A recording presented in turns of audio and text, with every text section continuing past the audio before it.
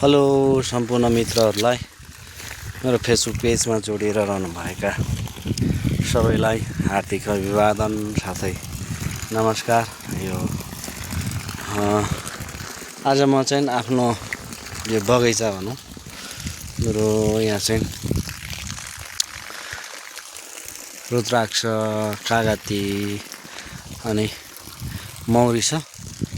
आज चाहिँ म धेरै समय पछाडि यहाँ चाहिँ धेरै टाढोबाट मेरो यो पाइपमा पानी आउँछ। यो चाहिँ एकदमै तातो छ यो पानी चाहिँ, किनभने मैले यो पाइप भित्रभित्र गाडेको छुइनँ, बाहिरैबाट ल्याएको छु। अनि आज नुहाउँदै म चाहिँ हेर्न आएको छु अनि यसो मौरी पनि निरीक्षण गरौँ भनेर।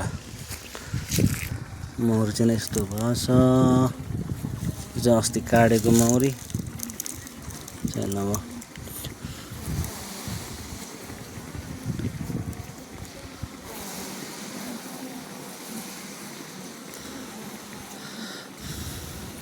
तातो समय लाग्यो।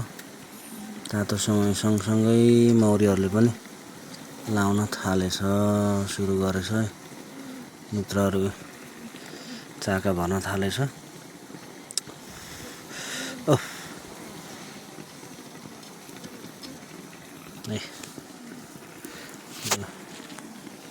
चाका चाहिँ भर्न सुरु गरेछ।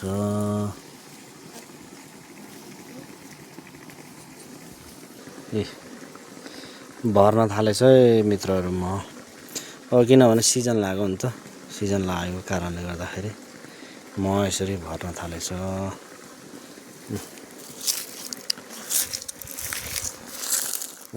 आमामा यस्तो रहेछ नि त।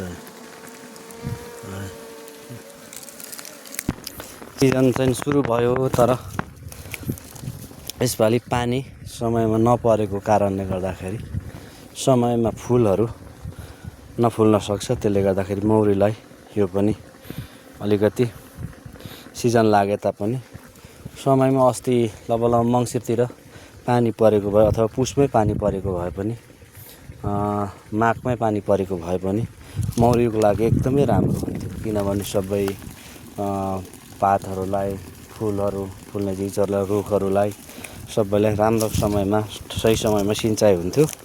तर यो पानी नपर्नाले गर्दाखेरि पनि बढी खडेरी भयो भने पनि मौरीलाई राम्रो होइन। त्यही भएर चाहिँ अब मौरीको लागि पनि सही वातावरण, सही अब समयमा बर्सात को चाहिँ आवश्यक पर्छ। मौरी भयो भन्दैमा उसले चाहिँ अब संसार नै सबै कुरा उसले आफै उत्पादन गर्ने भएको चिजहरूलाई उसले व्यवस्थापन गर्ने हो। त्यसले गर्दाखेरि समयमा चाहिँ अहिले पानी पर्दैन। त्यसले गर्दाखेरि मौरीलाई अलिकति गाह्रो हुनसक्छ। अब भित्र पानी पर्यो भने चाहिँ अब केही हुन्छ, नत्र भने खडेरी गयो भने चाहिँ राम्रो हुँदैन है मित्रहरू।